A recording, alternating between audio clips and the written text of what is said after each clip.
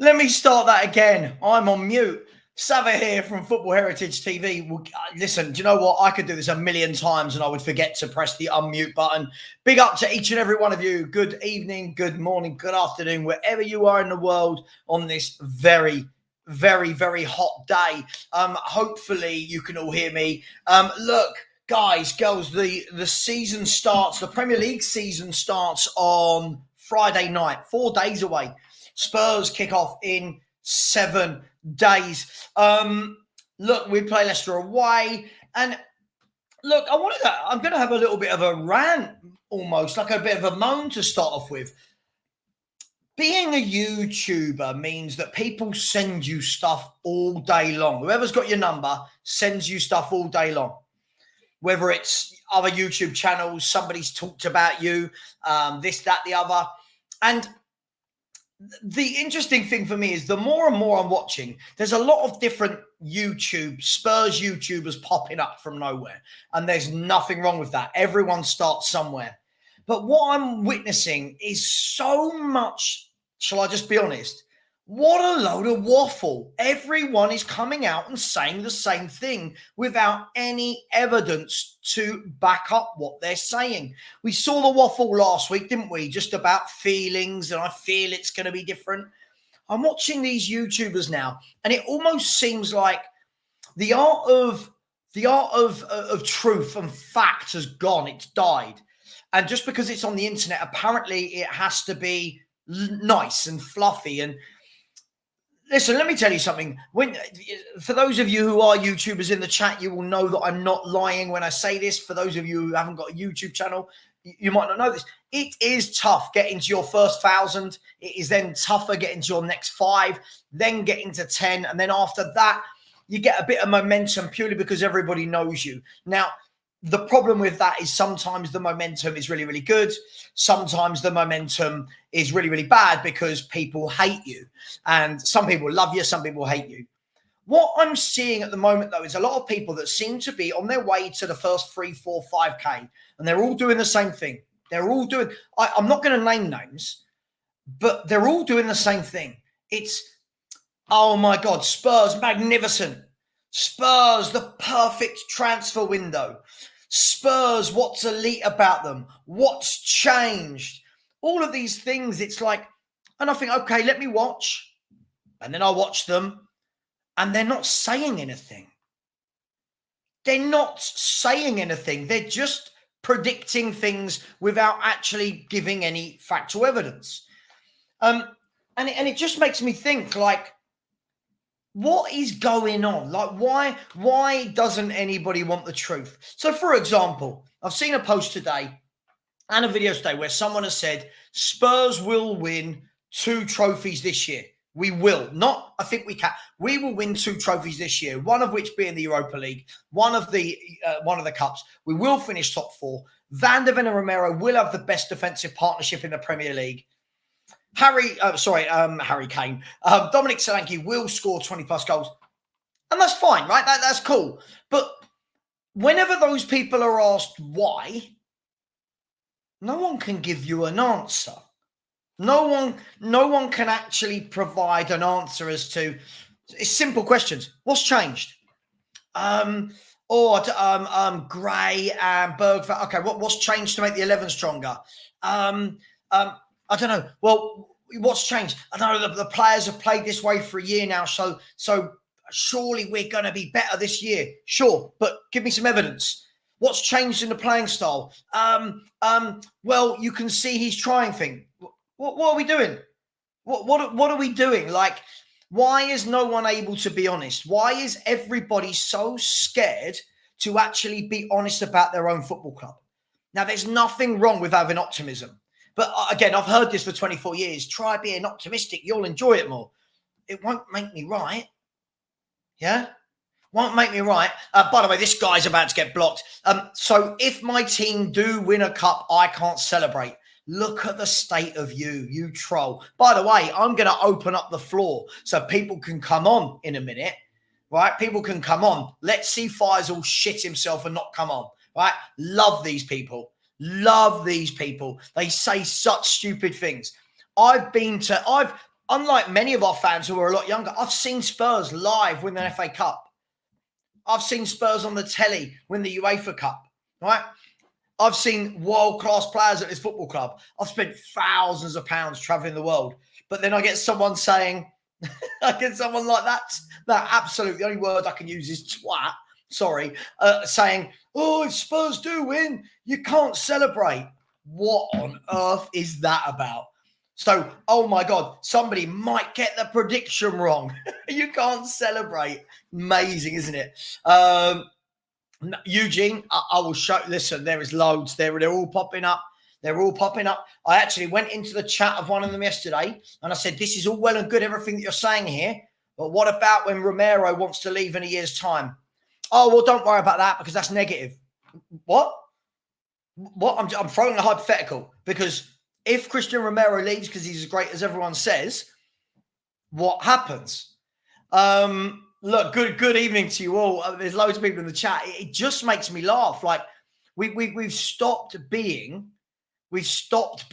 honest about our club. And again, look at this. Sorry, not this. Look again. Look at this. Look, I want Spurs to prove me wrong. Faisal, you're a troll. I want Spurs to prove me wrong. But they haven't for 24 years. They don't prove me wrong because of the way we're run.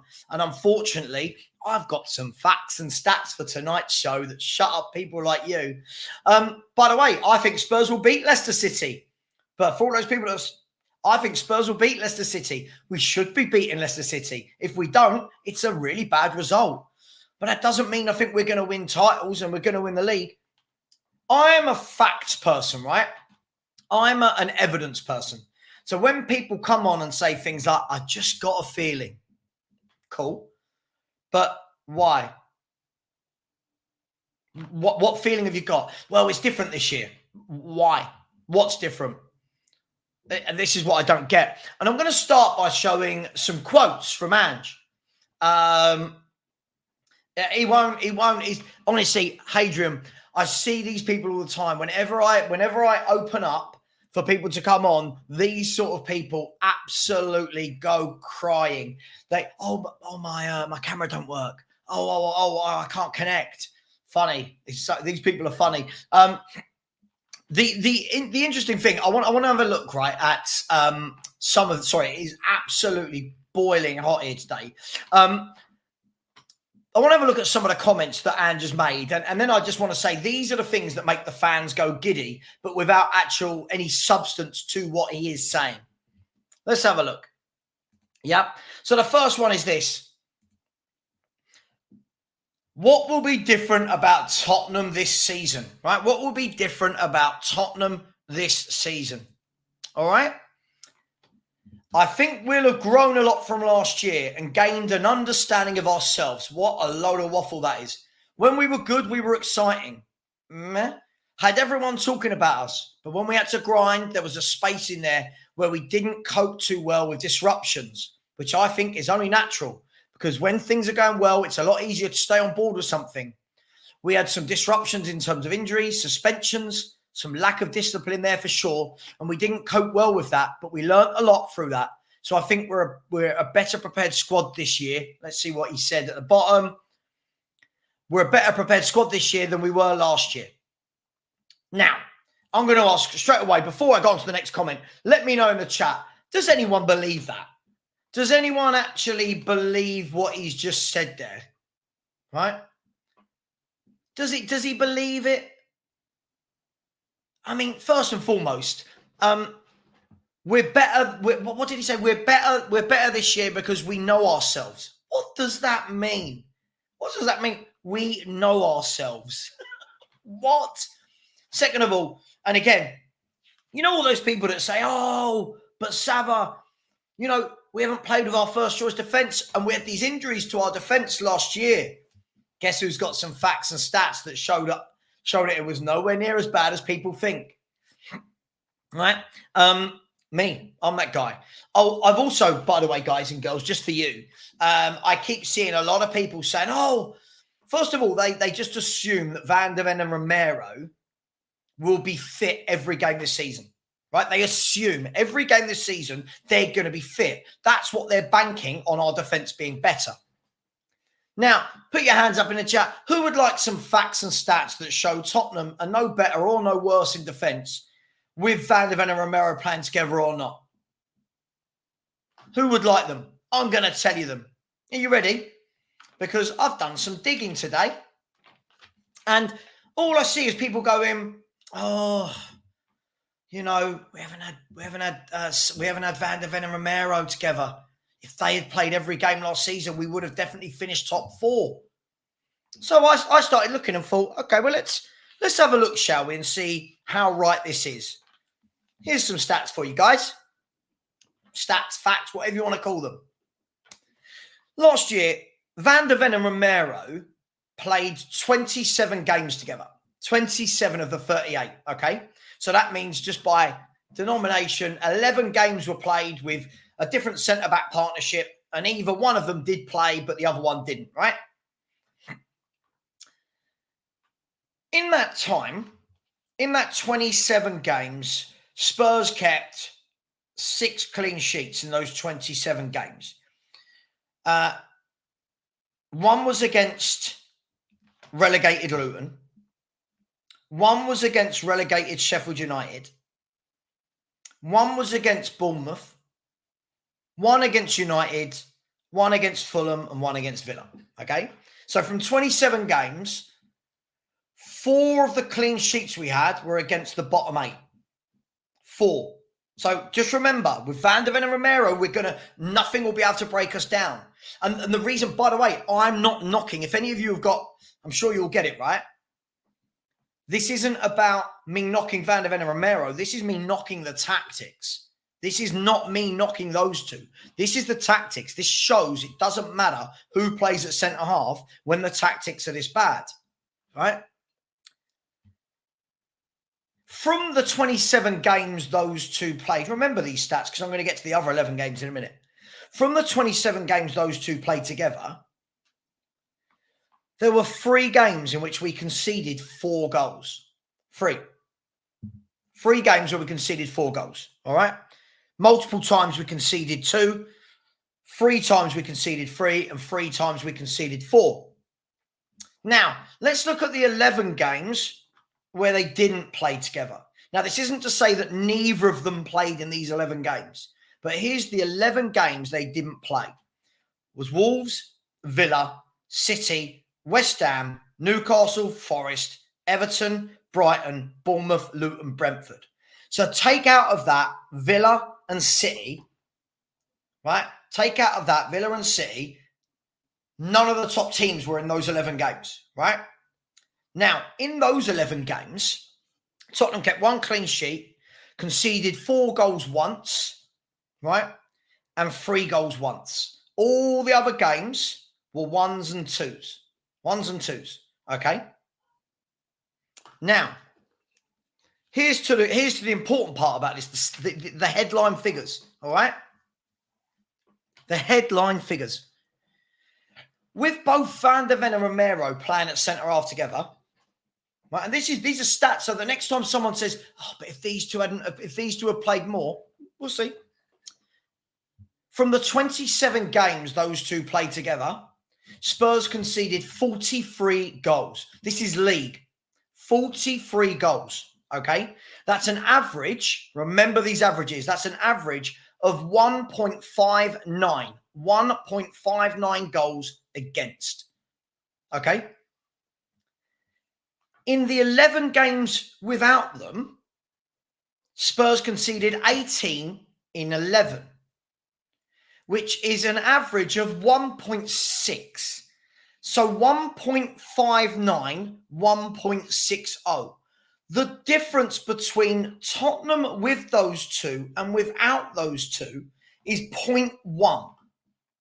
If you average 0.1 over those 11 games, it works out to less than half a goal. That means that the games Tottenham played in with both of them at the back versus one of them or neither of them at the back, nothing changed from our defensive stats. What does that tell you? Frankie, when you're saying what does that tell us? It tells us that the tactics are shocking because whoever is playing at the back, whether it is Van der Ven and Romero, whether it was Van der Ven and Royale and Davis and Romero, whoever played at the back, the stats were exactly the same. 0.5 of it, half a goal difference between them playing and not playing. If that doesn't show people just how bad our tactics are in these games, I don't know what will. Even now, watch the people in the chat going, oh, what does this really tell us? What do you mean, what does this tell us? When your best defenders are playing, you should naturally let in less goals. So when our best defenders are playing, why don't we concede less goals? No one can answer me that because they don't want to come out and say Ange's tactics. Yeah? Nice, Gumby. I truly hope we do well when I see you actually say sorry. Sorry for what? What am I saying sorry for? Another idiot. So this is spot on. This is my point. This is it exactly.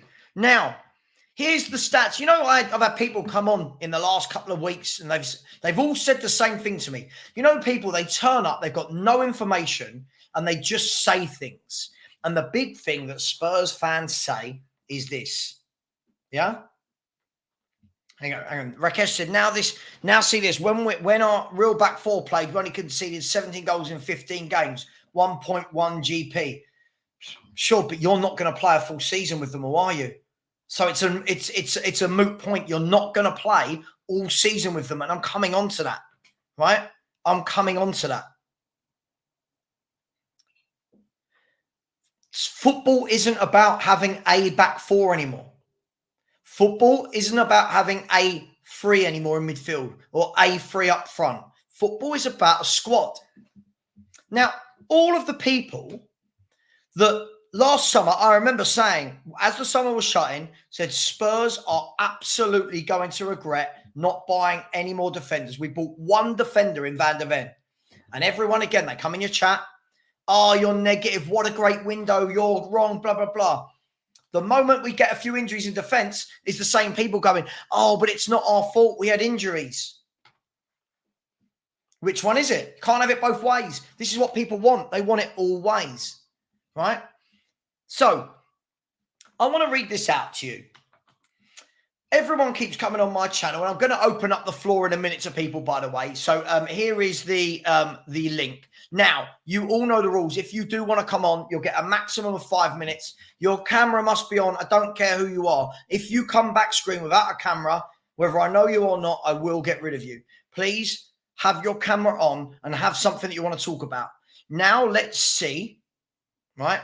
Now, let's see if the people that troll me constantly will come on.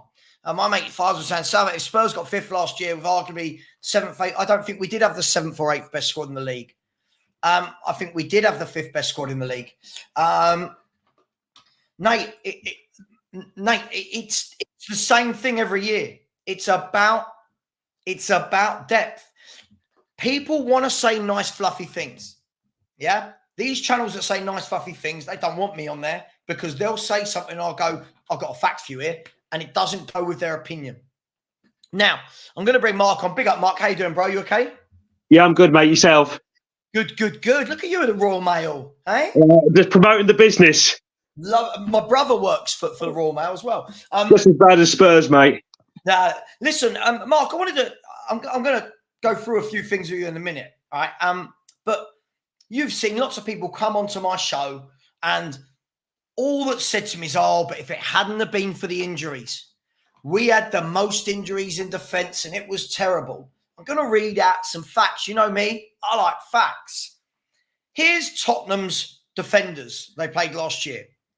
Romero played 33 games. Van der Ven, 27. Porro, 35. And Adogi, 28. And then after that, you've got Royale with 22. Davis, 17, Dragusin, 9. Now, listen to the clubs around us, right? For all those that said we were affected more than anyone else, listen to these clubs. And by the way, I left out Arsenal and City because they are so far gone. They're gone. So I said, right, who finished directly above us? All right, Liverpool. Let's have a look at Liverpool's defenders. Virgil van Dijk led the way with 36 games. The next person highest to that was Gomez with 32, who you could argue isn't one of their back four. Trent with 28. Robertson 23. Konate 22. So when you look at that, Konate, Trent and Andy Robertson, who are all three of their first choice back four, all played less games than every one of ours apart from Porro. They all played less games than all of ours. I then looked at Aston Villa, who finished above us whilst playing 17 games more than us in all competitions. Aston Villa had Ezra Konsa played 35 games. That was the most. Digne with 33. Pau Torres, 29. Diego Carlos, 27. Moreno, 21. Cash, 27. And Tyrone Mings, 1. So again, when you look at the bulk of it, it's either very similar, if not as good as Spurs is. Then I looked at Chelsea.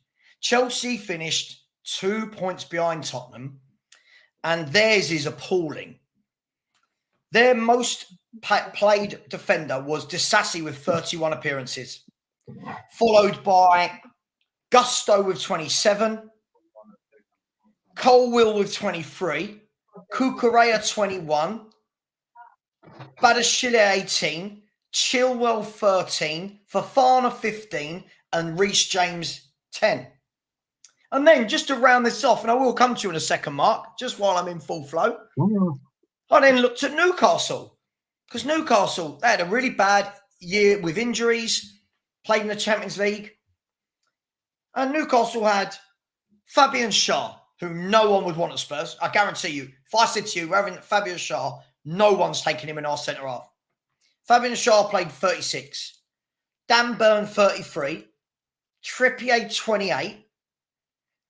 Botman, 17. Kraft, 17. Lascelles, 16. And then Man United, the last club I looked at to take it down to 8th. Dalot with 36 was the most. And then Varane 22, Wan-Bissaka 22, Maguire 22, Evans 23, Lindelof 19, Lisandro Martinez 11. Mark, my whole point in all of that is now do you see when people come on and plead, but we had injuries and our back four were injured. Our back four had more game time than every single one of those clubs mentioned. Well, Savva, like I said to most things, when Ange first started, it happens where the manager, it gives a little bit of boost to the side. So new managers, that and the other, so we started to play. But in them first few games, when we were top of the leagues, we never actually played that well. We got lucky. We won the odd game by 1 goal. Decisions went our way, this, that and the other. And as the season went on, the real Spurs turned up. I'm afraid that's what happened. But listen, Mark, absolutely. And do you know what? The reason why I've put all that together is people say a lot of things, but they don't do their homework. And I agree with you, Mark. Look at Crystal Palace. Everyone, if you turn around now and go, God, Glasner's done a good job, the first thing people say is new manager bounce. But when it was Spurs, it was, we're winning the league. We're winning the league. That wasn't a new manager bounce. And I feel like this manager has got so much credit in the bank because of that 10 games that I don't think a lot of people are actually looking at the complete deficiencies from his tactics and from the way we play. Oh, yeah, I could agree more because I said, though, I was one of these Spurs supporters, give him a chance. And as I watched every game, I thought, oh, we got lucky against Sheffield United. Oh, we got lucky against Luton. We never actually, how many games did we actually win convincingly? 2-0, 3-0. I can't remember one. No, I don't remember one.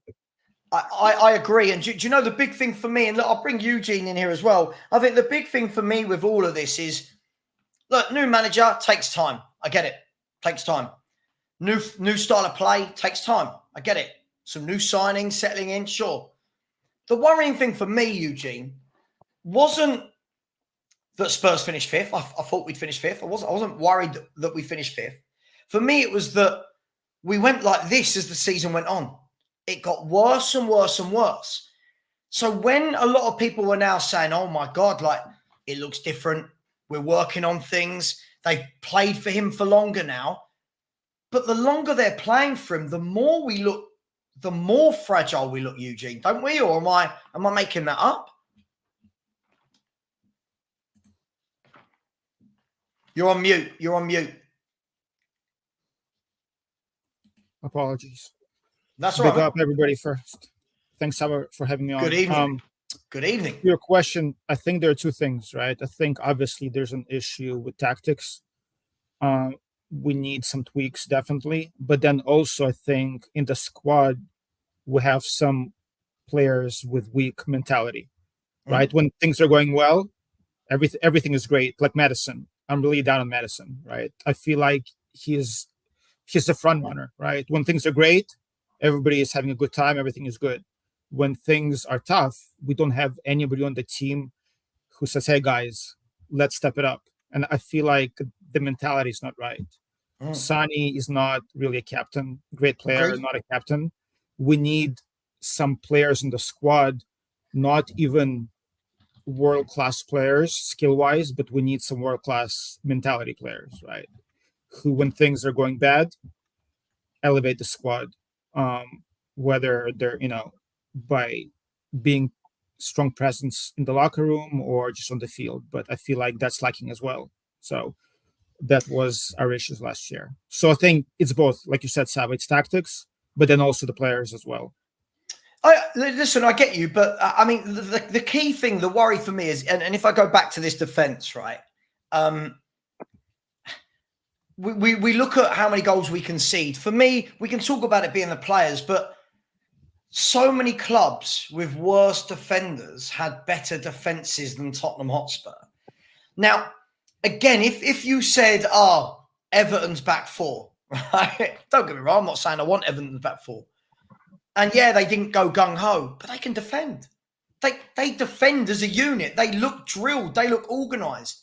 My concern is that I keep hearing that we're going to get to that stage, guys. We're going to get to that stage, and it's going to click. It's going to change. I don't see, no matter how many years we play with this style of play, I don't think it matters who you bring in as a player. We are so wide open. And I don't know if any of you saw the video I did this morning. At the sheer number of chances we give up down the flanks, it's breathtaking that we just sit there every game and Ange puts his hands in his pocket and then it's, oh, I thought we played well today, mate. It's like, well, no, we didn't, Ange. We conceded 20-odd shots.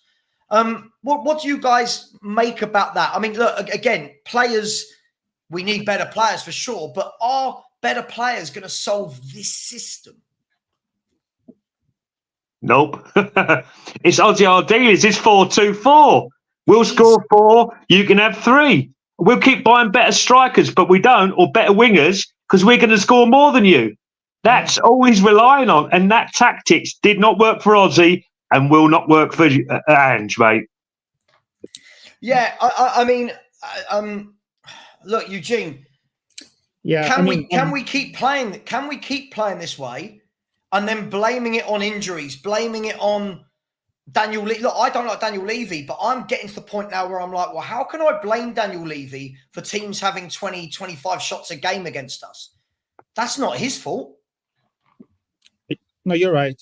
I mean, just to be, fair on the injury front, your stats are definitely right. Our issue was all the injuries that happened at the same time. Plus AFCON, Son was out. So I believe there were a few games we played Højbjerg, Skip, Kulusevski in the 10 with Davis and Emerson, right? So, I mean, that's the issue. Everything hit us at the same time, which was unlucky. But it's not an excuse, right? We have a thin squad. Everybody knew about it.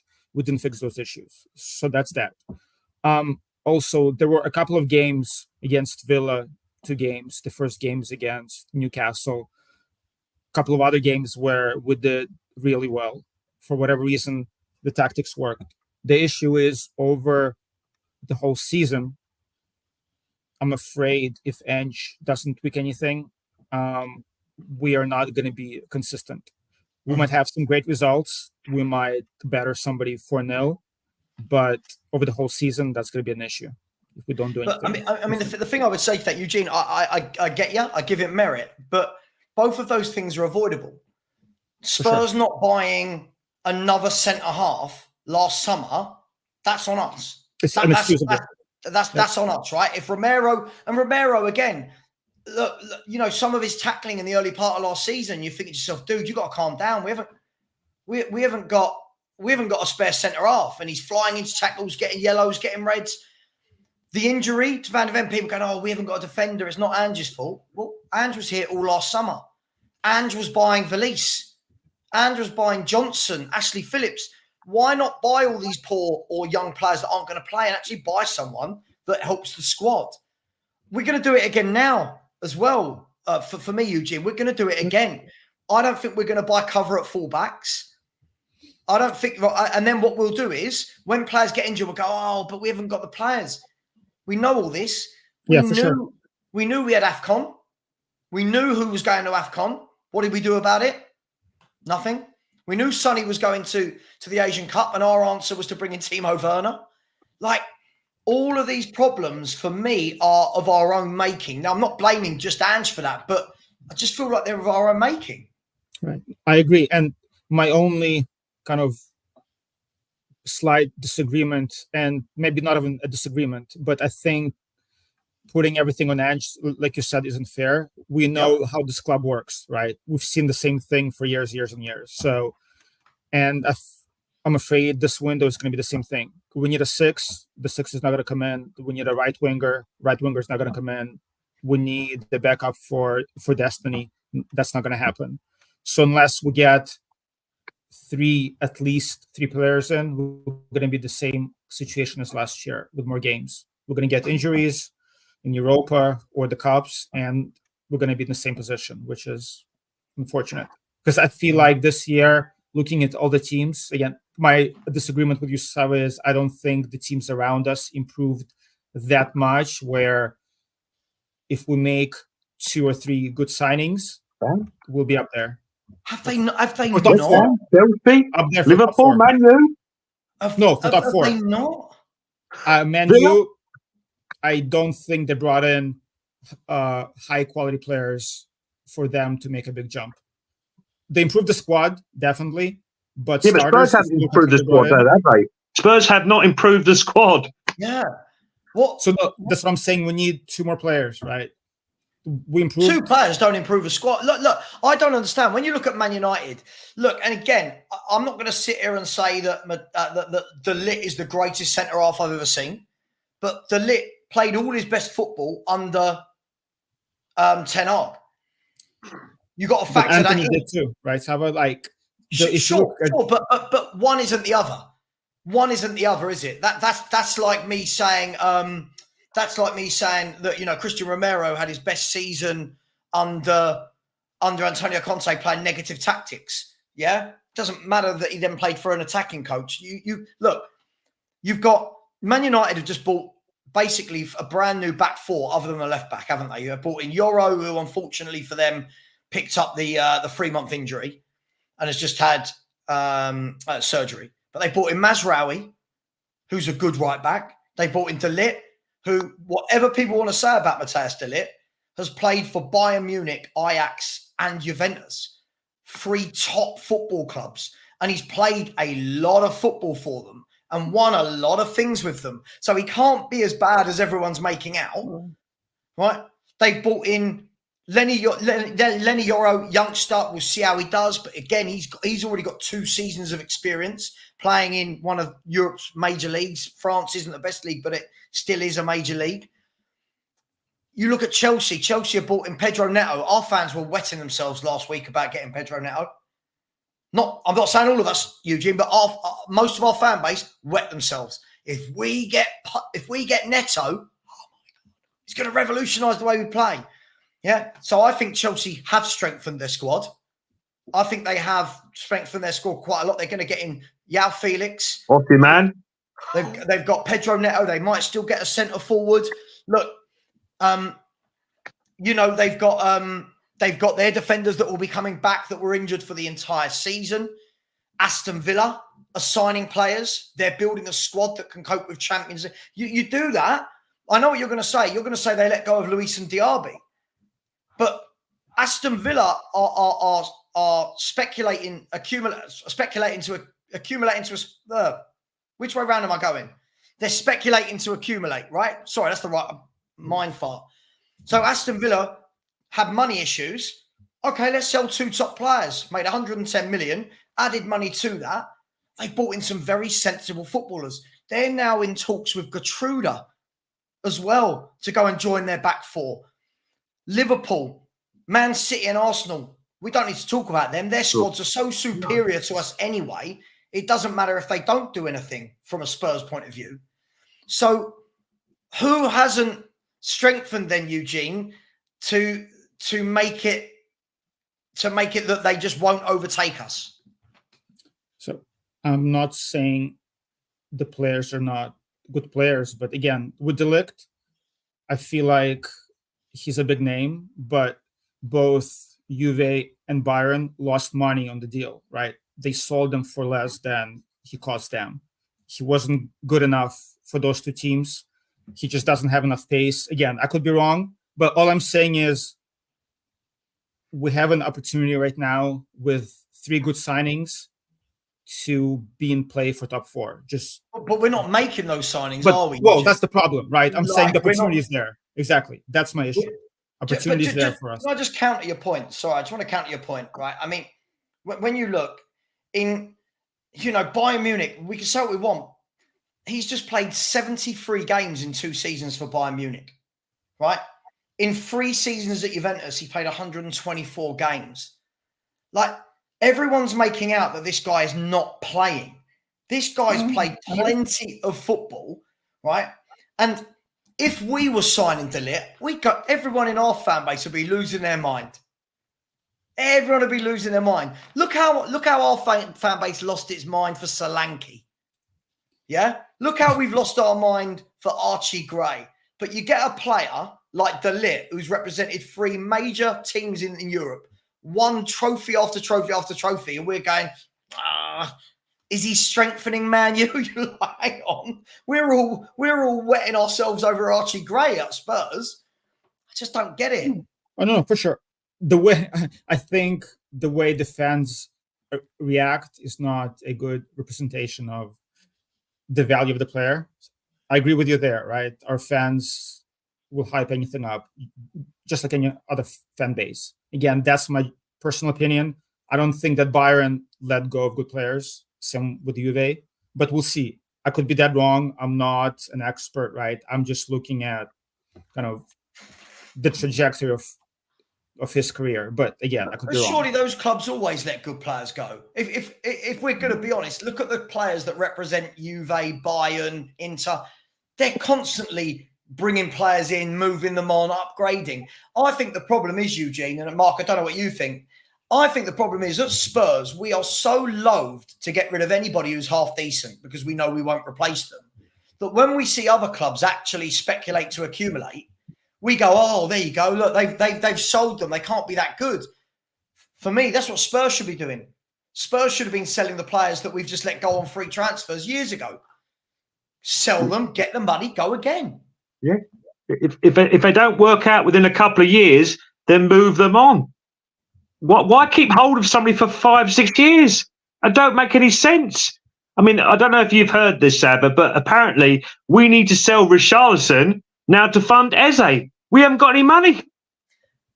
Apparently that's the latest rumour. It's just crack. We were promised Nico Williams, Danny Olmo, Doué. None of these top quiet players have come. Not one. Not one player. Edis, not one player we were promised or we thought we were going to get has come. Nobody wanted Solanke. Nobody. I mean, I have no idea why some of our fans would expect Nico Williams or Olmo to come here. Like, it makes no sense to me. Williams but why wouldn't 6 richest club in Europe?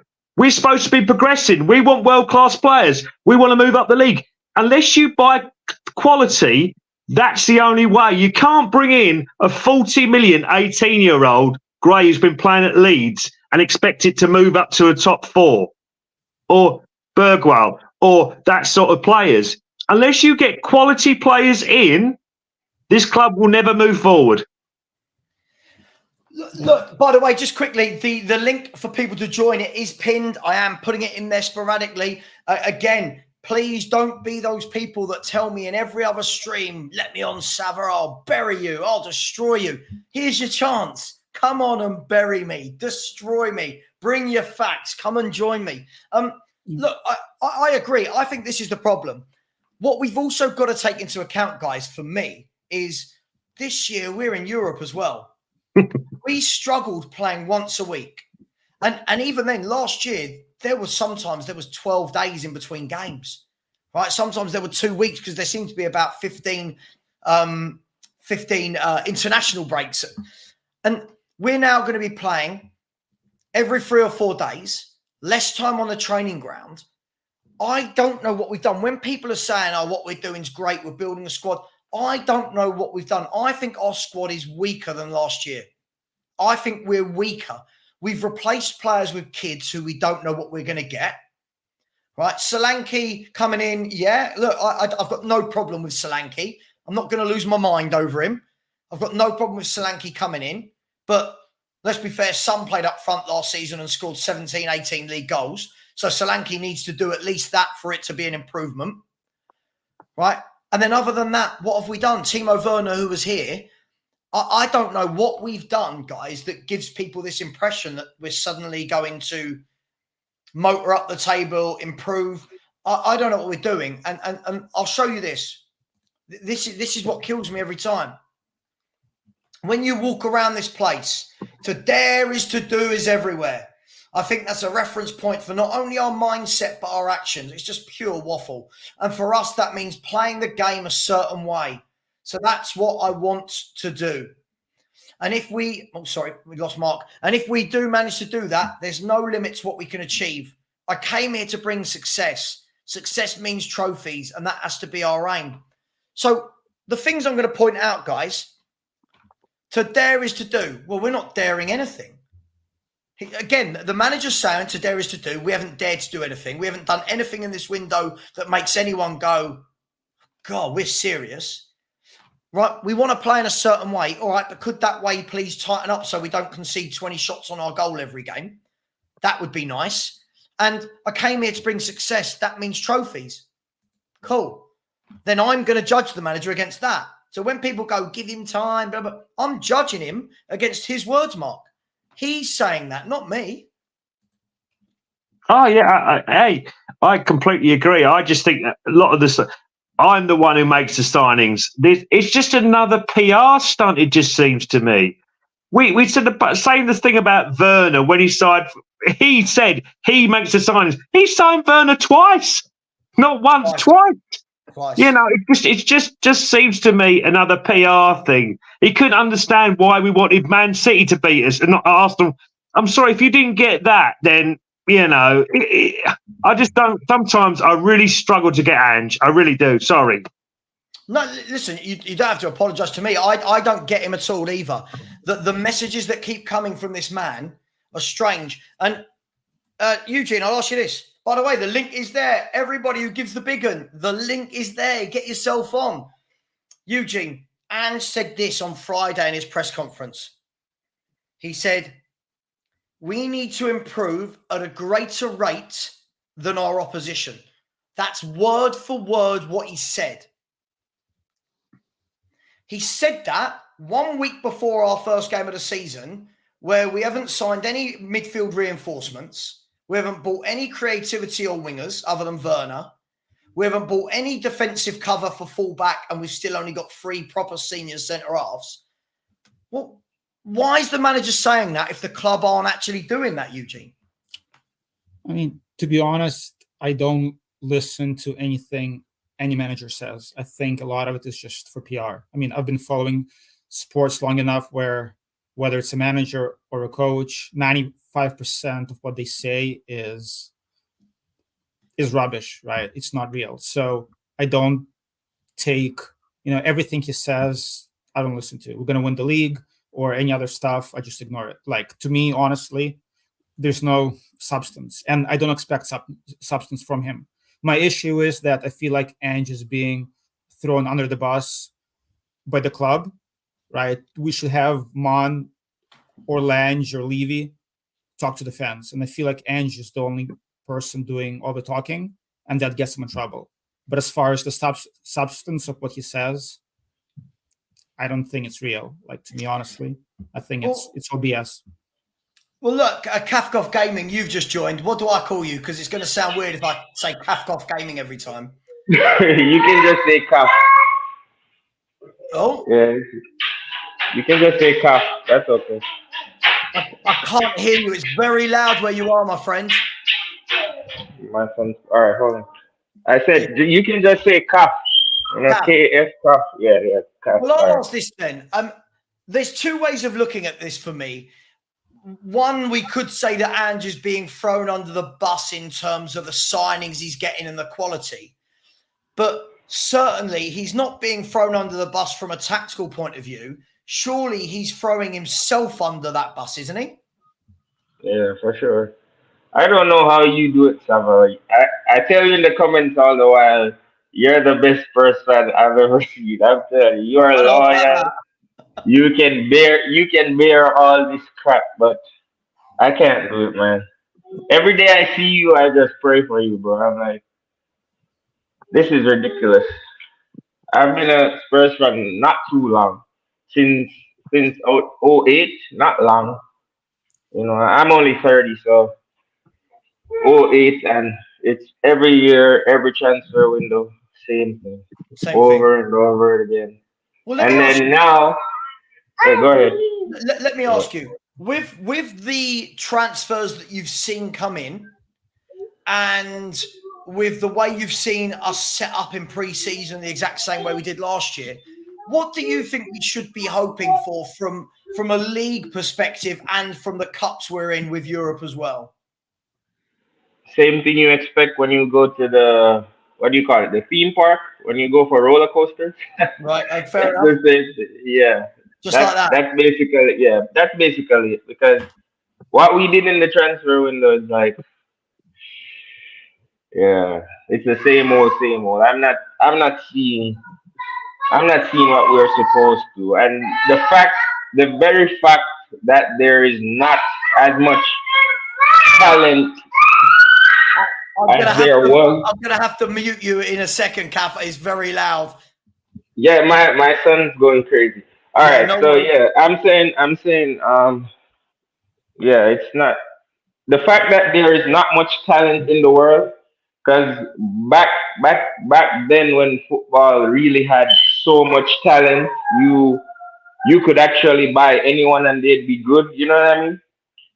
Now the talent pool is so small, and the fact that we're going for young players in this scanty market is ridiculous.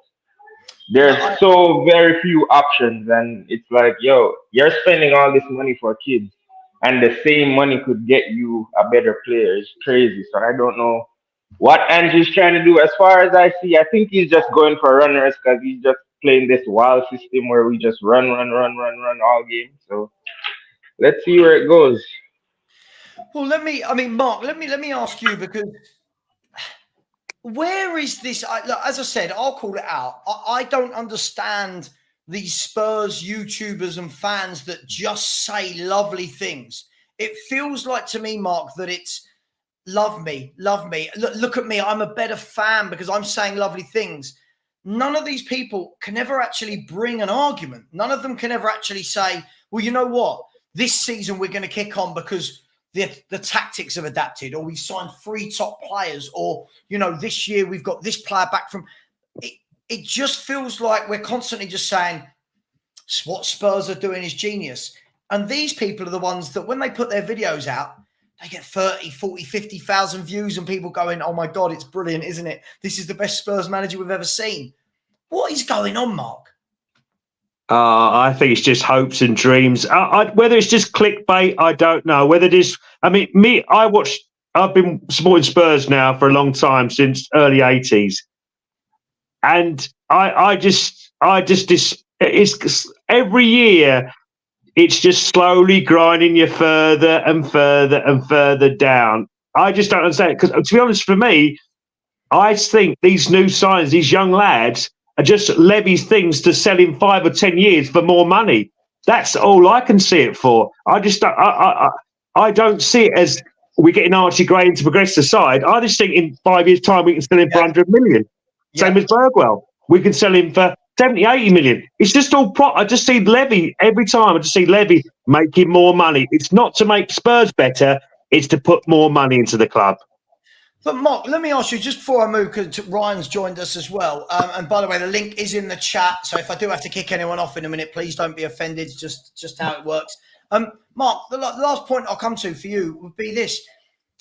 Even when we sign a player, it feels like that player can do no wrong in our fans' minds. Yeah. And this is what really makes me think that we don't, as a collective, not saying everyone, but as a collective, I don't think we have the will to win. I don't think we have the collective ambition. And I'm going to give you an example. We all watched that game on Saturday against Bayern Munich. And Archie Gray came on, was dispossessed 10 times in 45 minutes, gave the ball away 8 times with passes, yet was dribbled past for fun by their left wingers. And then people are putting out videos afterwards going, Archie Gray, what an excellent performance. And Archie Gray shines. And I'm like, have we completely gone into denial mode, Mark? Are we completely there now that it doesn't matter what the truth is? We're just going to say nice crap to make this window feel better? Well, I mean, I've watched your show for a while now. There's Stelios and Brian, and there's only about 2 or 3 of you who really speaks the truth, or I think that speaks the truth, and the rest have rose-tinted glasses, mate. And as you said, they were trying to big up that Gray played well. I just didn't see that at all. And I think most Spurs fans were like, well, he was a 3 or a 4. They were giving him 7 out of 10, 8 out of 10. That just weren't the case at all. Yeah. Yeah, it is absolutely madness. I mean, look, Simon and Ryan have joined. Big up to you guys as well. Ryan, I won't ask a question. Tell me, what's going on? What do you want to say? This is your chance, man. I get to talk every day. Look, Savva, just to start off with, right? I love every show that you do and every video you do, man. So keep up the good work is what I will say. And it's nice to have you back as well, bro. First of all, signing Solanke, I would rather have Tony, to be honest, by far. Literally, right? We're not gonna, like you said, we're not gonna improve any more than what we've done from last season. And I think actually with Solanke up front, we probably might even get worse a little bit. We might drop down to about 6th or 7th. I'm scared for this season, to be honest. Okay, all right. Let me, Simon. Let me bring you in here then. I don't think we've spoken before. Yeah, a long time ago, Sav. A long time ago. Nice to see you, mate. Good to see you too, my friend. Good to see you too. I mean, look, interesting. Ryan saying he would rather have had Tony. I heard Simon Jordan today on TalkSport was saying that there's a lot of complications to getting a deal for Tony done, which kind of makes sense because nobody's gone for him. Could we get worse this season? If we did, would it be down to Solanke playing? What do you make of that comment, Simon? Tell you the truth, I think it's going to be a very hard season this year. I don't think we've really improved the squad at all. I know Solanke gets his fair share of goals, but looking at the highlights from the weekend against Bayern Munich, because I'm out in the southwest of France at the moment, so I can't see any games live, only highlights. So what I've seen over the weekend, defensively, it's going to be the same old. We haven't improved that at all. Vicario worries me. All right, I think we'll score a fair share of goals with Solanke being there. Probably might get 15 to 20. A few others will chip in. The midfield, I'm still not happy about. We still haven't got that defensive midfielder in yet to protect the back four. So I can see us scoring quite a few and letting in another 60 odd. It's going to be the same as last season. We're just going to let goals in by the bucketful. So we haven't improved. We have not improved at all. I really think Ange is clueless.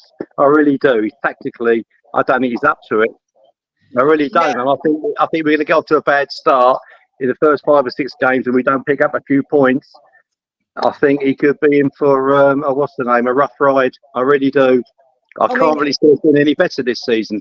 Not with what we've got, unless we can get 2 or 3 really top players in by the end of August. But we'll be scratching around with this Eze situation. The whole thing's a really fast the way we deal with transfers. It really is getting players in. We haven't improved. A couple of the young boys, okay, they look good, maybe pretty good a few years down the line, but we want players for now. We want about 2 or 3 players that can come into the team and kick us on and get near that top. But we haven't got the players coming in at the moment to do it. So it's going to be the same old. Kick the can down the road and away you go. I mean, Sorry. look. First of all, it looks like Simon. Looks like you've got the South of France tan going on, which I know. I have. Nice. Thanks for that. Thanks for that at all. Guys, girls, there's just under 500 of you in here, and we're sitting on 154 likes, which is absolutely shambolic.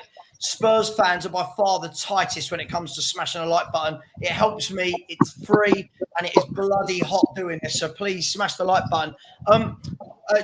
Welcome to the show, Rinketic, and to Junior Coys. Rinketic, I'll come to you first. Are you worried from what you've seen, Rinketic, in terms of, it's pre-season and the scoreline isn't, no one's going to remember next year that we beat so-and-so or lost to Brighton. No one's going to care. But are you worried, Rinketic, at just how many chances teams that have against Tottenham every single game, no matter the calibre of the opposition? The thing is, I'm worried because I want to win stuff with Spurs. I'm not saying, we're... Right now, I did a prediction before, and I said we were 8th, 9th. And I'm not even joking, because I think Villa, Newcastle, Palace, the Manchester clubs, and a few other, and Chelsea and Arsenal, they're way ahead of us, especially tactically as well. To be honest, it doesn't matter who we have if our squad doesn't like the tactics and that kind of stuff. So let me ask you then, Rinketic, why then? When people say, you're worrying about nothing, it's just a friendly Savva and forget this, forget that, and it's going to change second season. What do you think is going to change? Because in my mind, I can't see anything changing physically, from my eyes. I'm not seeing anything changing. The actual stats tell me that nothing's changing. So if my eyes are telling me, if the stats are telling me, all the evidence is telling me that nothing's changing, why is there this big belief that Ange is going to suddenly turn into this league-winning manager in year 2? I actually don't know, because I saw someone on earlier stream, and they were Ange he's always better in the second season or something. Yeah. But in my opinion, if I am the manager of Spurs right now or any club, I will do my homework during the preseason to try the new things and don't care about the results. Mm. Because if I want to try something new against Leicester next week, then we might lose 1 or 2 points, and that might affect our chances in the future. Yeah, no, absolutely. I mean, Junior Coys, welcome to the show. Are you good? Yeah, I'm all right, Sab. How you doing, mate? You all right? I'm good, man. I'm good. Look, so sorry that you've had to join the most depressing Spurs channel on YouTube. I just want to remind people like that, I was the one getting absolutely ruined for saying that we weren't winning a league title last year, while all the other fun channels said we're winning a league. Junior, what do you make of Spurs' transfer window so far? What do you want to say? The first and foremost, Sab, I've been watching your channel now for at least over a year and a half, because I'm from London, but at the moment I'm in the Caribbean. I'm in Jamaica, so nice. I've got a lot of spare time on my hands, so I've been able to have the YouTube channel on. So I've been watching you constantly, and I can't disagree with nothing that you've said at all when it comes to our football club. nothing at all. So anybody that's got any qualms or anything that's saying that you're speaking negative about the club or trying to belittle the club, they're talking nonsense, complete rubbish. As for Ange, I'm really concerned about his tactics. We are one of the most easiest teams to play against in the Premiership. Can you imagine now that you've got some of the best strikers in the world and all they've got to do is beat Van der Ven and Romero because we're only playing two at the back? Yeah. It's one of the most easiest systems to beat. If you're a manager, you're licking your lips to be playing against Tottenham Hotspurs at the moment. We are not giving no team no problems to sort out whatsoever. So I'm a little bit upset, Sam. I'm a little bit upset because we're seeing Arsenal make progress. All my little brothers, they're all Arsenal supporters, right? So I get stick non-stop because we don't win nothing. We don't do nothing. All I can talk about is a stadium. I can say, yeah, we got the best stadium. What good is that? What good is that? Do we live in the stadium? I don't live in the stadium. Do you live in the stadium? What's the difference does that make to me? I agree with you. You know what? Listen, we're all the same here, right? No matter where we've all grown up, you will know Arsenal. You will have mates who are Arsenal. You'll have mates who are Chelsea, who are United, who are Liverpool. Aren't we all just really bored now of never being able to be in that conversation? Like constantly being laughed at. We go, oh, we've got a great stadium. They go, yeah. I'm so upset, Sam. My little brother's a professional footballer, right? And so I've been on his journey from when he was playing Sunday League and going all the way. He's an Arsenal supporter. I get it up to my neck non-stop, Sav, non-stop. He's never watched us win anything. He's never watched me win. He's never watched us win anything. He says, "Why do I support this team?" It's ridiculous. Can he play defensive midfield? No, he's a striker. Oh. I was going to say we could have got him a game in front of the Tottenham back four, mate. Look, guys, I just want to I wanted this. You saw, anyone that saw my video earlier saw this, and I'm trying to put more factual evidence on it so that people say that it's not just me moaning. But I reckon some of you might be my age on this panel or a bit older. Cough, cough. You know who you are. But I didn't say calf cough, by the way. I was saying cough, cough. I think we've earned the right. I'm looking at Simon and Mark here. No offense, guys. I'm looking at Simon and Mark. We've earned the right to moan about not winning trophies. We've earned the right to moan about seeing the same crappy tactics every year.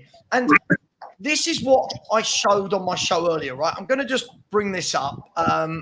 Hopefully everyone can see that. Let's see how that looks on the screen. This, for anybody that didn't see this morning, this was our average player position versus Bayern Munich at the weekend. And lots of people started saying to me, oh, but it's only one game. So what I did was, being the complete geek that I am, I actually went back for the last 30 games of Ange's tenure. They're basically a carbon copy of this. Guys, how on earth can we just look at the state of this average Look at the space between the left back. Look at the left back where they can attack us on the left back. One ball over the top, and then your whole midfield's facing goal. You'd be sprinting towards your own goal. So even though you're going to be defending, you'll actually be trying to catch up the ball. So no one's facing goal. It's just basic. That's just basic. Yeah. You're going to get knackered doing that. You ain't going to be able to do that for 70 minutes. Keep on sprinting back, trying to catch up to the player with one ball knocked over the top. Well, look, that is hard work. Here are the key takeaways that I want us to all talk about, all right? First of all, it was absolutely that. Look, in between, Pedro Porro is number 23. Jed Spence is number 24. So just that could be a Dogie as well, right? Look at the gap down the channels, right? Look at the gap. Now, what I pointed out earlier, hopefully you guys can see this, is when you actually then look at them as players, look at their heat map. Pedro Porro spends the least amount of time in a Spurs game actually at right back. Look at the lines here. You can see this? Yeah. Look at this, right? We can then do this. Look at that. Look how faint the line is in the actual defending area. Yeah. Now, what that does as well, it means Ben Davies here spends all of his time coming out here to cover. Dragusin's coming out here and this blob here to cover there. And it does mean one ball, guys. We saw this against Bayern Munich. They played one ball from midfield, from defence into midfield. The midfield man looked up. He had both wide men available. Pinged it left, pinged it right. Probably if I went right or left, actually, wouldn't it? Pinged it right, pinged it left, and they're away. And yet our fans, not all of them, lots of our fans sit there and go, oh, these tactics are brilliant. These are genius. These are next level. And then the last thing I'll say, so we can all talk about this, is look at this. 1, 2, 3, 4, 5. Look at that. And people want to talk to me about James Maddison. And I'm not excusing him solely, but people want to talk about James Maddison. He's got 5 players in his area. He's a midfielder that wants to get on the ball. He wants runners out wide. He wants a forward who he can play the ball off. He wants fullbacks overlapping. And he looks up, he's got someone 5 yards there, 5 yards there. Guys, the tactics don't lie. Anyone can go. They just don't lie. Sav, do you know what? Right? Just going back quickly, just to what you wanted to know what Ange ball actually is. Yeah, I can give you the answer to that straight away, mate. It's called Kamakazi ball. That's exactly what it is. That's just to start off with. Now, going on to what you were saying about the heat map and everything, it's ridiculous. It is exactly what I just said. It's kamikaze, because you're literally you might as well not have any defenders up there. You might as well just play with like 4 strikers and the rest in midfield, and just have midfielders, and then have Vicario up there, at the back on his own, because that is what it is. It's kamikaze. We cannot play like this all season long. And I'm sorry to say this. Go on, Sav. Sorry, go on. No, you're good. I'm just saying, have a look at this one, right? This is against Arsenal, who were fighting for a Premier League title. Look at that, right? Look at the space in our own half. And they've got Martinelli, Odegaard, Havertz, Saka. It's ridiculous, Savva. It's absolutely ridiculous, mate. There's no one on the right back. Where's the right back? That's what I was going to say. Where's the right back? And Savva, I've given you the definition of what Ange ball is now. Literally, I've told you what it is, so you can start using that in your videos. It's kamikaze ball. Yeah. And Savva, to add to that, we can't defend corners. So not only are we playing kamikaze football when we're in open play, but when someone gets a corner, we can't defend corners or set pieces.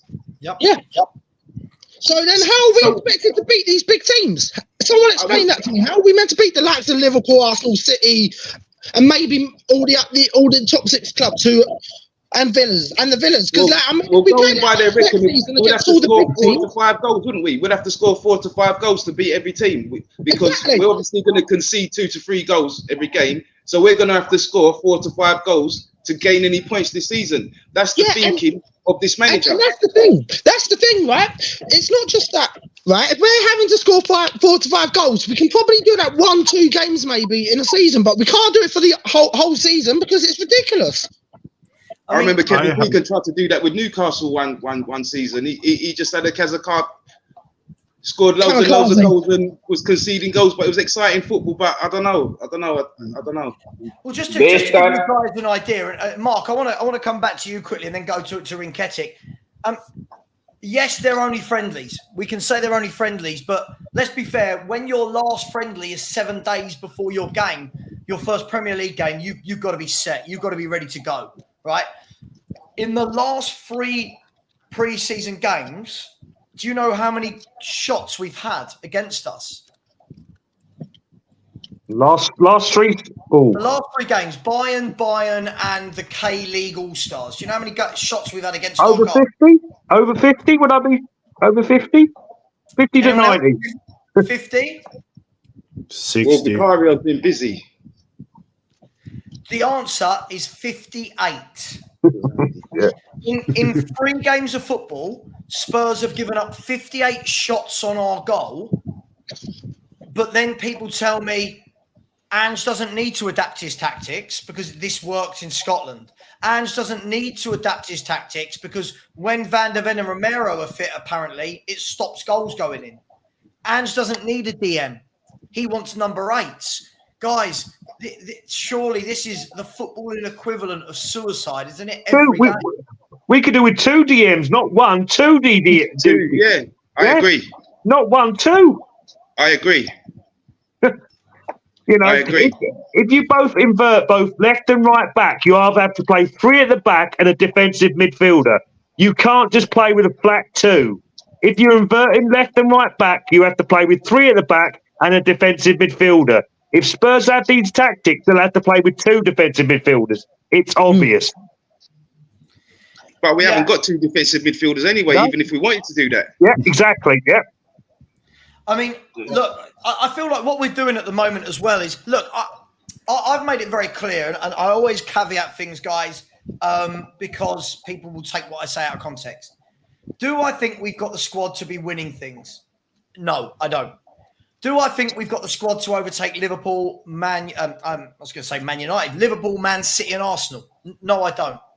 Do I think we've got the squad that shouldn't be conceding 61 goals in a season? Yes, I do.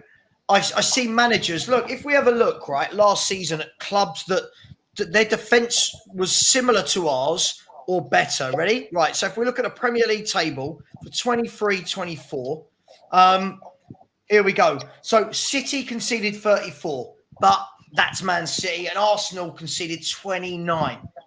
Arsenal conceded half what we do, but our fans will tell you if you do a combined 11 that Van der Ven and Romero are better than Saliba and Gabriel. Udogi's better than their left back. Porro's better And than they've just gone and bought Calafiori as well from Italy, and he's a really good player as well. So he should improve them. He will improve them. But the point is, we can't have it both ways. We can't be telling the world that all our players get into these other teams, then say that there's nothing wrong with the manager's tactics, because something's got to be wrong. If you look at Spurs conceded 20 more goals than Liverpool.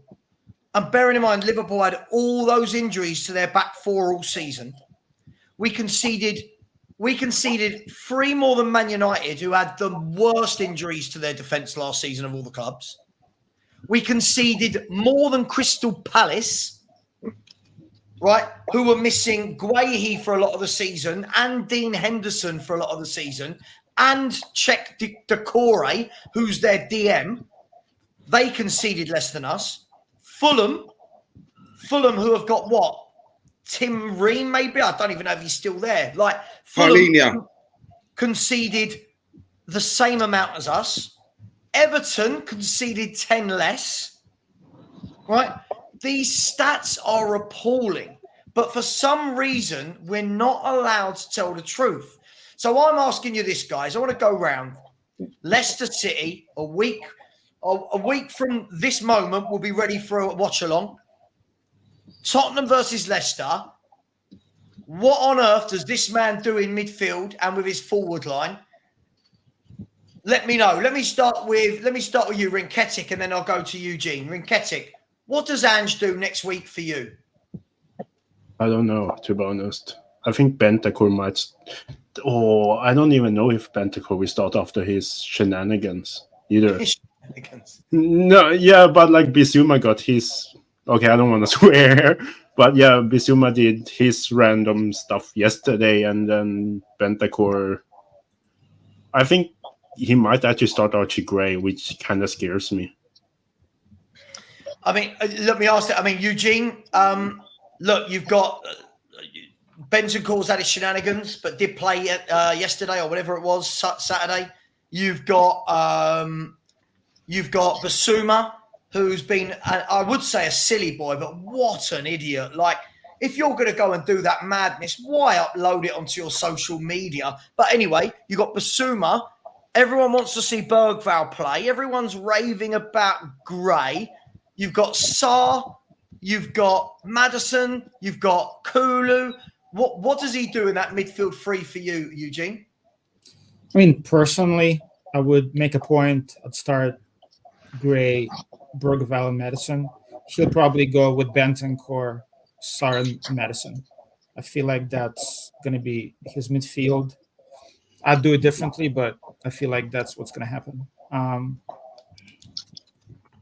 But as I said before, I'm really down on Maddison. I feel like if he has a couple more games where he's not making any impact, I would drop him for Bergvall or Kulusevski. Can I ask though, Eugene, if we're going to go with that analogy, so if we're going to go with that ideology that if Maddison has a couple of more bad games, we drop him, doesn't that mean then that Brennan Johnson should never start a game? Doesn't that mean that Sonny shouldn't be starting?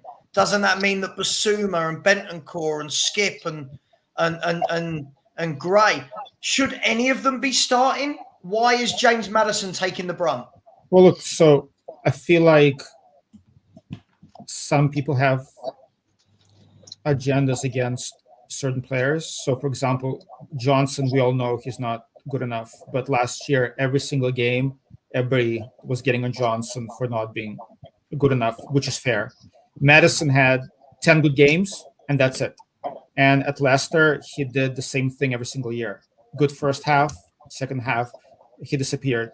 I just want people to have the same energy for Maddison as they do for others who are not good enough. But Eugene, sorry, let me counter that. That. Isn't the difference between James Maddison and Brennan Johnson that everybody's seen, James Maddison's 27, and whether or not you say he does this every year, his stats for the last 4 seasons before coming to Spurs were absolutely brilliant.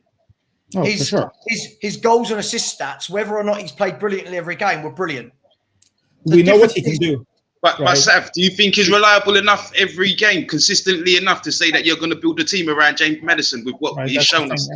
Well, do you know that the problem for me with this is, first and foremost, I think these tactics absolutely stifle James Maddison.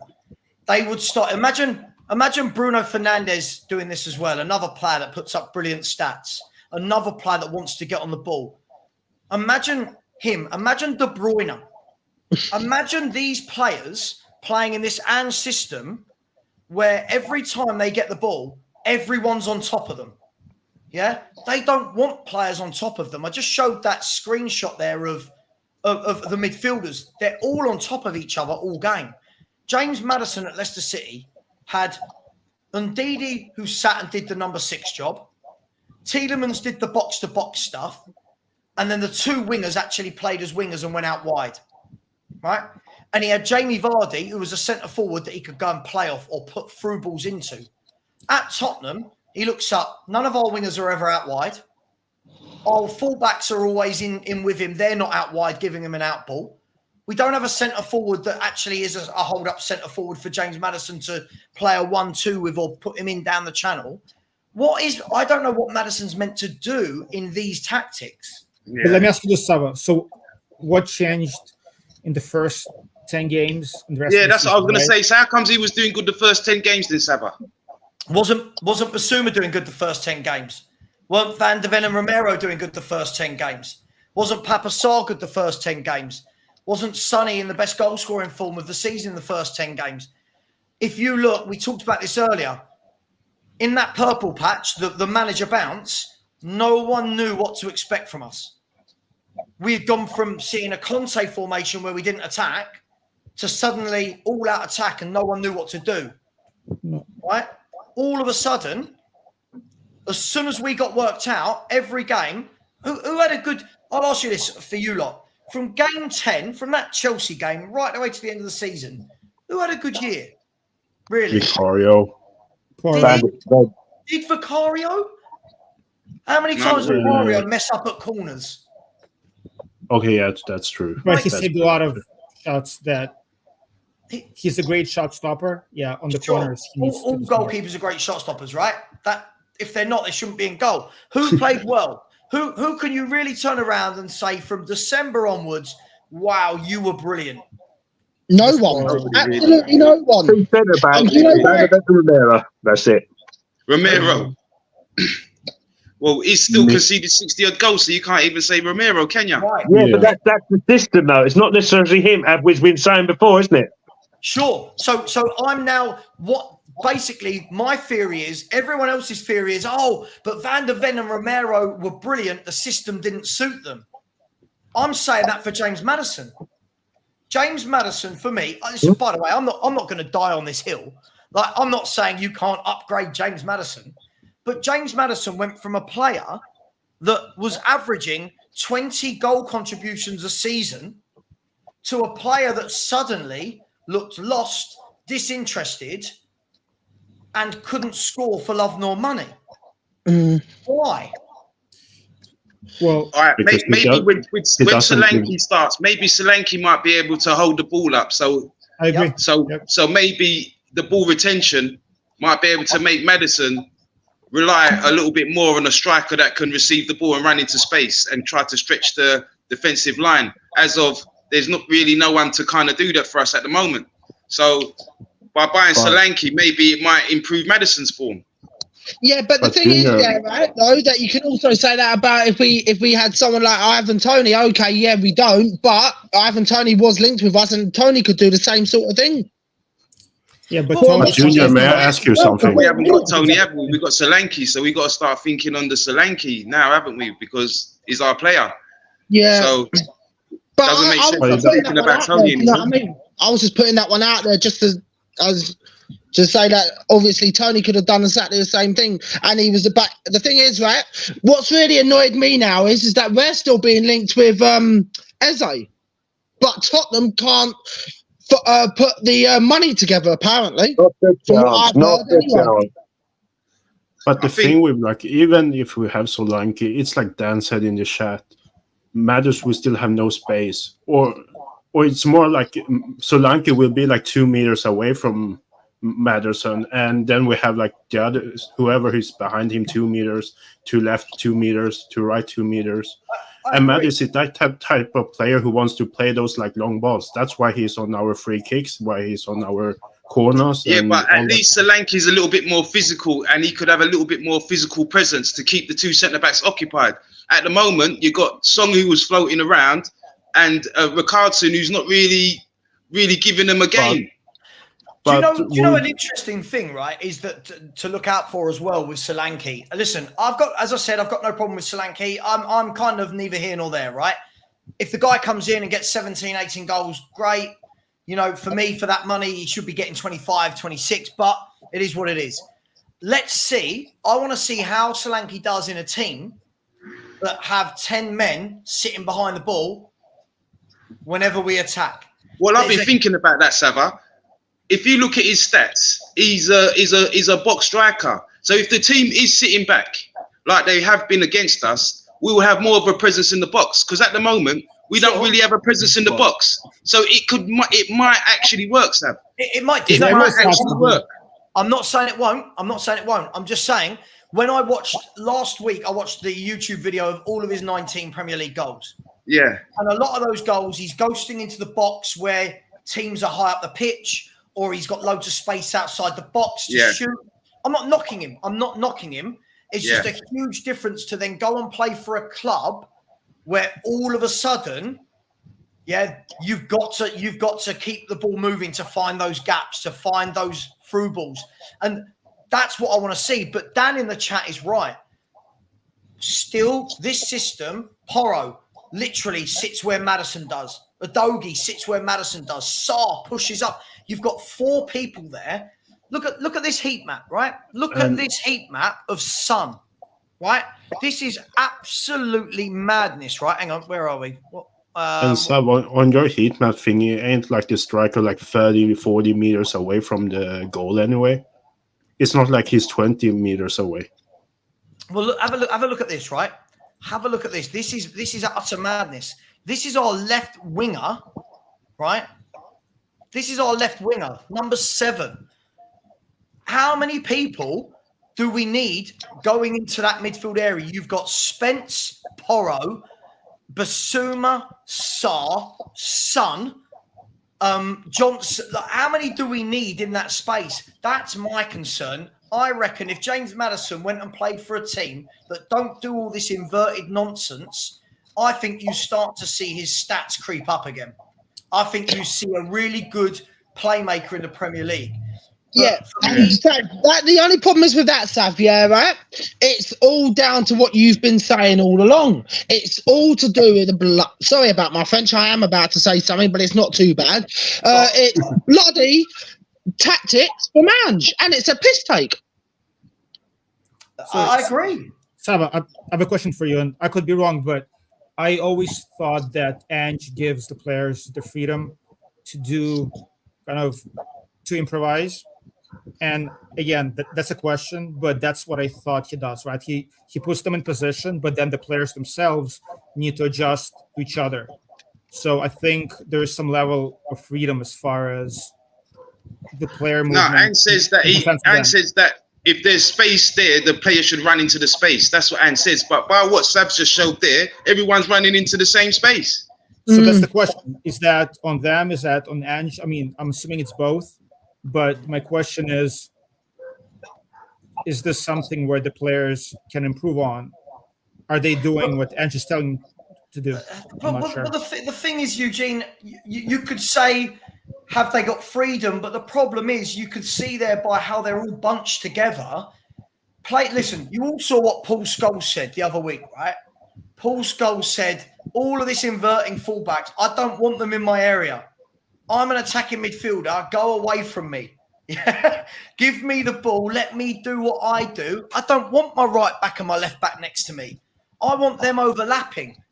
They should be out balls. Udogie and Porro should be out balls for someone like Maddison in midfield to go, right, am I going to play it off the striker? Am I going to play it to the wingers or the overlapping fullbacks? Instead, it's, right, everyone's on the edge of the box.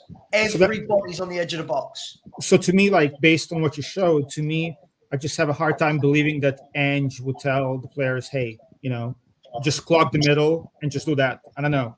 That sounds But that's his formation, Eugene. The high line with Van der Beek and Romero, that can't be down to them. That must be down to Ange. The high line, yes, but as far as... What is he tactically looking at then? Yeah. What is he tactically looking at? He's got all these analysts there. He's got all of the coaching staff and everything.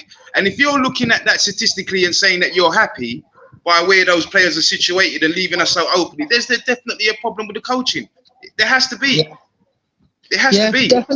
Definitely. And the thing is, right, when you've got a problem with the coaching, it's not the same as what it is up here in Scotland.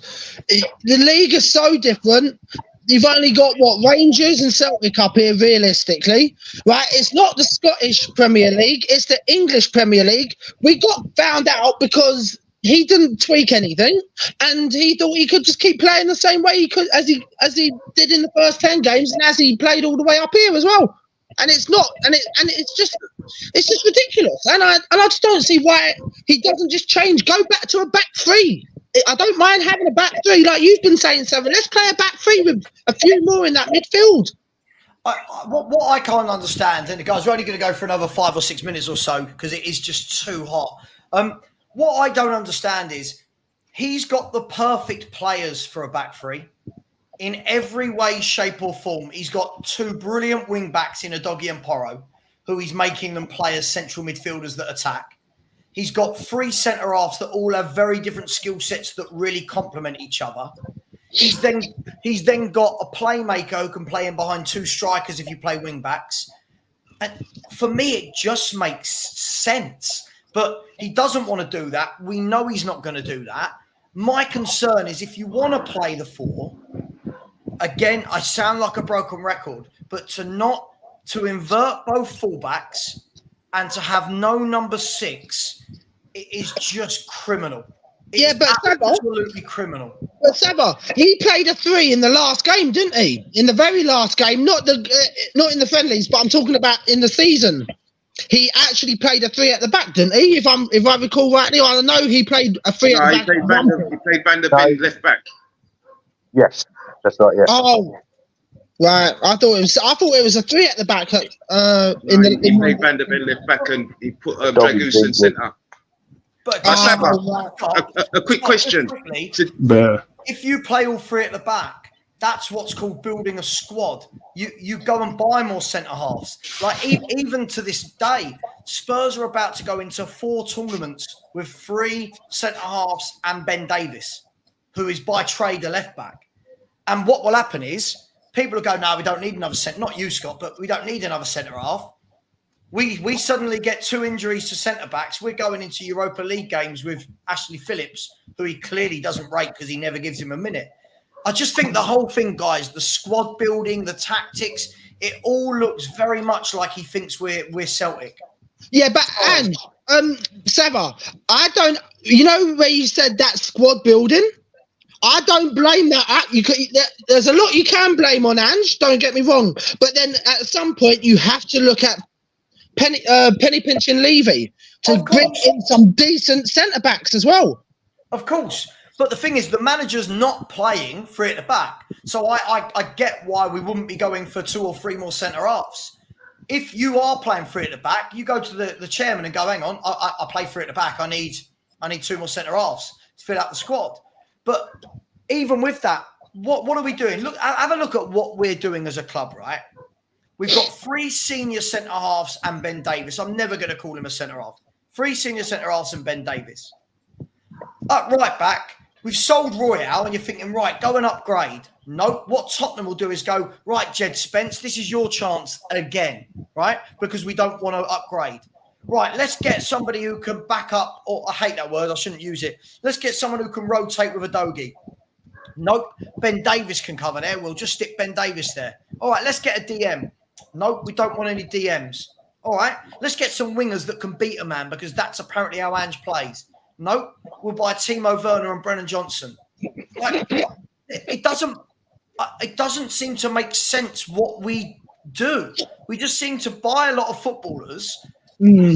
How many centre mids in the club at the moment? Gray, Bergval, Lo Celso still here at the moment. Gray, Bergval, Lo Celso, Skip, Sarr, Bentancur, Bissouma, Bergwell.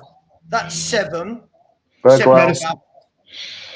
And Madison. That's 7, and then you've got Madison and Kulusevski that want to play in the middle as like. What are we doing? We're just buying a million number 8s. What are we doing? Savva, I don't know, but there's something that's really actually intriguing me though, Savva, that has actually piqued my interest just at the top of my head. Is how many players are we out of from the English quota for Europe? That's what I want to know at the moment, because that's scary to think. Because last time I knew, we only had Archie Gray, didn't we? And so we're talking about you need 8 homegrown players, right, for the Premier League. You need 8 homegrown, and then if you want a 25-man squad for Europe, you have to have 8 homegrown. 4 must be club trained. At the moment, as far as I can see, you've got Whiteman, Austin, Skip.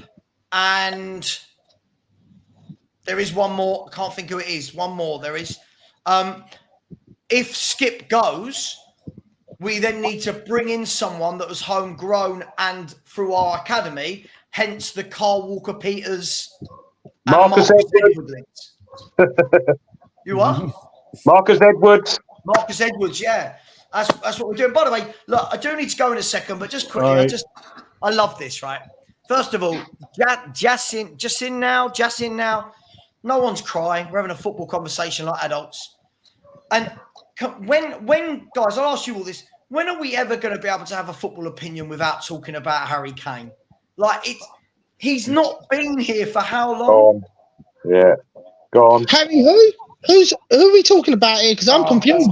Harry who? So mad. Look, guys. Savva, who confidently in the panel thinks that Ange will be our manager come the end of the year? How many of us thinks that he's going to be manager by the end of the year? No. I don't even think he'll be there by the end of November, December time. All right, that's 1. I feel like his tactics are going to play him into getting the sack. All right, that's 2. Who else? There's another 2 at the top as well. We can't keep sacking managers. Like, so that's 3, 4. Yeah, Eugene, we can't keep sacking managers, but the problem is, if the manager's going to keep playing the same way and keep conceding goals and keep losing games, do you just say, oh, well, as we can't keep sacking managers, you stay? I mean, if he is like 12th in December, sure. But my philosophy is at least give a manager 2 years. I had the same energy for Jose and Conte. It's like, hey, look, in 1 year, it's tough to see what the manager is trying to implement. Just give him at least 2 years, commit to the manager, and then. Did you say you do see what he's trying to implement? Well, I mean, I know it's obvious what he's trying to implement, but there needs to be hang on. improvement from year 1 to year 2, right? Is it obvious what he's trying to implement? I don't know what he's trying to implement. Me neither. I don't get it. I mean, what is it, Eugene? What's he implementing? Well, we can tell what his philosophy is. Whether it works in the league or not, that's a different question, right? My point is... So what is it? But I'm asking, no one can ever answer me this question. What is his philosophy? Attack, attack, attack. Yeah, kamikaze football. That's what I've been trying to say to you, Savva. Kamikaze football. Kamikaze is a little too harsh, but are we actually attacking? I keep hearing that we're an attacking team. When I watch us, we look like we've got no real clue when we go forward. I wouldn't mind if we did what we're doing now, but saw some lovely free-flowing football. And I just think we look really, really stale all across the pitch. Our players are stale. That's the problem as well. But okay. But if we're going to say that, how many? He's signed 13 footballers, right? And this is the problem, Eugene. People want to, and this is where I get in trouble with the rest of the YouTube fan base, right? Is if you sit here and go, we haven't got a good enough team, and I want to sell that player, I want to sell this player, I want to replace this player. Everyone goes, oh, what are you talking about? Porro's the best right back in the league. The Doggy's the best left back. Van de Ven and Romero the best centre backs. Bentancur's class. Bissouma's class. Maddison's great. Son's world class. Brennan Johnson's brilliant. Blah, blah, blah. We say they're all really, really good, but then you get people going, but the players are stale. Well, which one is it? So are the players really good or not? So they're not good enough, Sam. Sorry. Go on. No, I just want to say, in the beginning, Ange said he needs, or we need 4 windows at least. So I'm just looking. Last year, in the beginning, he said, I need a center back. We didn't get one until December. This year, he said, I need 2 attacking players to come in early. We only brought Solanke just now. There's no excuse for that. So I'm looking at what he's saying versus what's actually happening in the club. And it reminds me, same thing that we've been doing for a long time, right? Yeah, but the thing is, that didn't answer the question. That I love the answer, but it didn't answer my question. Which is, are the players stale or are they good? Because the funny thing is, Eugene, when you're in my chat, I'll call you out. I do it to people's faces. You do. When you're sitting in my chat, whatever footballer I talk about, you've got an excuse for how good they are. You've got an excuse for why they should be playing or this, that, the other. Now you're sitting here going, but the players are stale. Are they? Well, I mean, we all know, that we need an upgrade on the right. We just got a striker, and we need a 6, right? Until we Ange says he doesn't play with a 6, though. Ange says he don't play with a 6. Well, yeah, Ange don't play with a 6, though. Right. No, I agree. But who's stale? This will be easier. Eugene, who's stale in this team? Johnson, Werner, Bissouma, Kulusevski, Bentancur. I'm iffy on him. I'm iffy on Sarr. I mean, up to me, we would have to change at least half of the starting 11, the midfield, and 2 wingers, or so at least, just so you at least know, 1 winger. The 3 of the first 4 you said he signed last summer. Johnson, or in the last year, Johnson, Werner, and Kulu. He signed off on Kulu to make it permanent. He signed Johnson, and he signed Werner twice. So if these players are stale, surely he's saying, I don't want Werner.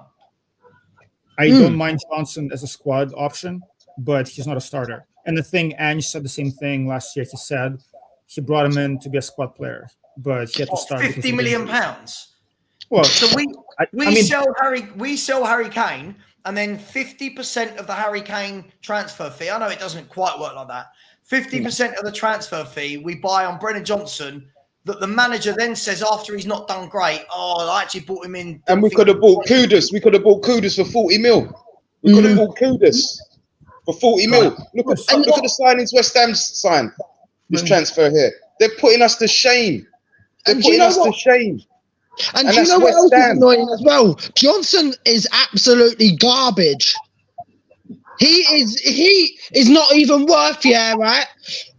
The chewing gum on the bottom of anybody's shoe. No, he's not that bad. He's not that bad. I think that's a little bit harsh. Listen, I don't rate him, but But you'll never get 50 million pounds for him. 10 assists is not garbage. He's a squad option. He's not. He's garbage. He's absolutely garbage. I want him gone. I don't think he's garbage. I just again, I question if we're bringing players like that and Werner, you have to question what is the end goal. And you guys who watch me all hear me say this all the time. What do Spurs want to be? So when fans back Johnson and Werner and Phillips and Valise and Kulusevski and Papa Sarr and Archie Grays, right? When we back all of them, it tells me that those fans don't have ambition. And when they're being signed, it tells me that the club don't have ambition. You don't spend 50 million on Brennan Johnson to be a squad player. No. You shouldn't. He should be at Bournemouth. Yeah. And the thing is, right, I've got ambition, right? I don't care, right, how old, if people know how old I am. I'm 33 in November, yeah, right? I want to see us win Premier Leagues, Champions Leagues, FA Cups and Carabao Cups. I don't care, right? I want us to be in the best competitions, winning the best trophies year in, year out. That's where I stand. So some people like Werner, who's garbage, Johnson, that's garbage, getting rid of all the deadwood would be great. But then bring in world class. Maybe I'm going a bit over the top here, Savva, but maybe players that can actually challenge us for titles. Well, look, Top players are not coming. Who? Top players are not coming. Okay, I don't know why. So I'll ask the question, Eugene. Why? The owner knocked down our stadium, built this new stadium with the promise that it was game changing. Yeah. Right? That we were going to compete with the big clubs. But that's now, whenever we say we want, listen, I'm not even talking about world class. I don't think we should be buying De Bruyne's and Salah's and Van Dijk's. Of course we shouldn't. But I'm talking the next level down. But then straight away, the answer is we can't sign them. Why? Why can't we sign those players?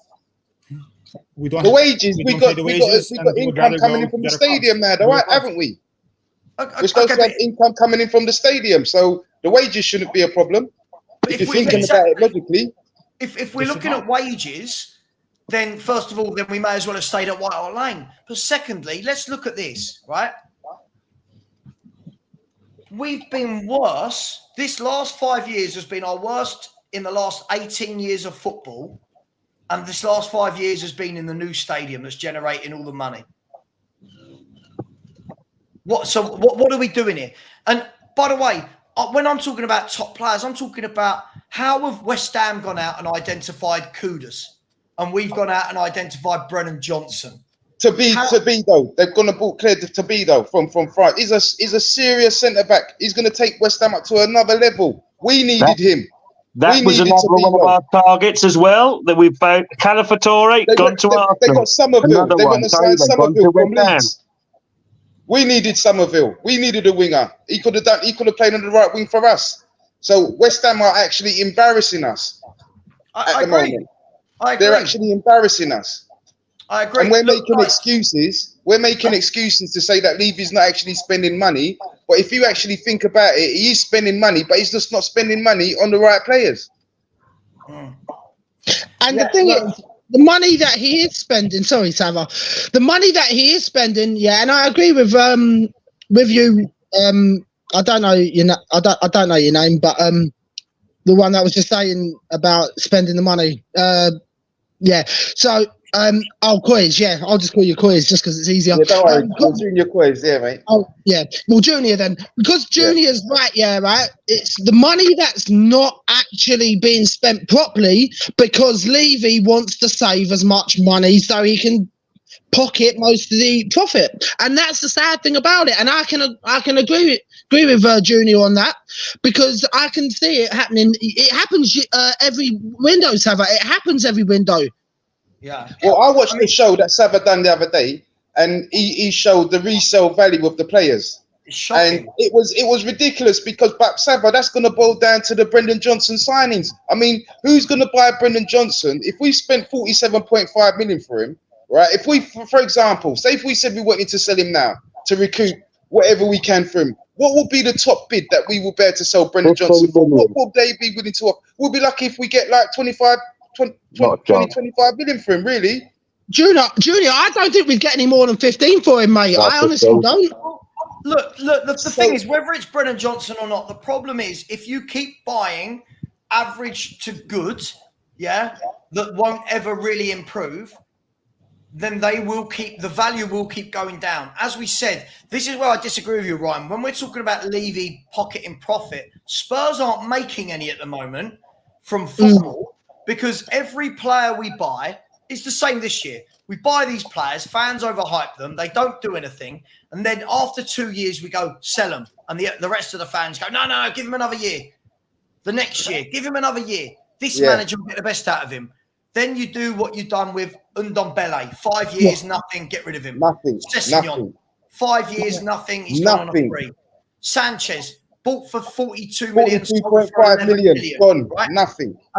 Lo Celso will be the same. We might get 10, 11 million pounds for him. Emerson Royale was 30 odd million. We just sold him for 11 million pounds. If you keep buying average footballers, you will not make money back on them. But we do need to go. Before we do, a myth that I love. This is going to be my very last one. I love this. Trigger said, we don't have Champions League football, so we won't attract big names. Not rocket science, is it? Trigger must be a new fan to Tottenham because in the last 15, 20 years, Spurs have made Champions League a lot. And every time we get in the Champions League, right, we never go and buy Champions League level players when we've got the money. Then when we don't make Champions League, the answer is we haven't made the money. But we don't do it when we're in the Champions League anyway, Trigger. So this isn't true. Guys, I really do have to go. It is absolutely boring. I've got 4 lights on me. It's very, very hot. Thank you very much for joining. Nice one, Seb. Nice one. Big up Eugene, Junior Coys, Mark Taylor, Ryan, all the others who came on. Guys and girls in the chat, please smash the like as you exit. Please subscribe if you haven't already.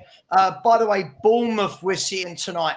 Bournemouth are asking Arsenal about Eddie Nketiah as a possible replacement for Dominic Solanke. So keep an eye on that one. Guys, girls, take care. And as always, come on, you Spurs.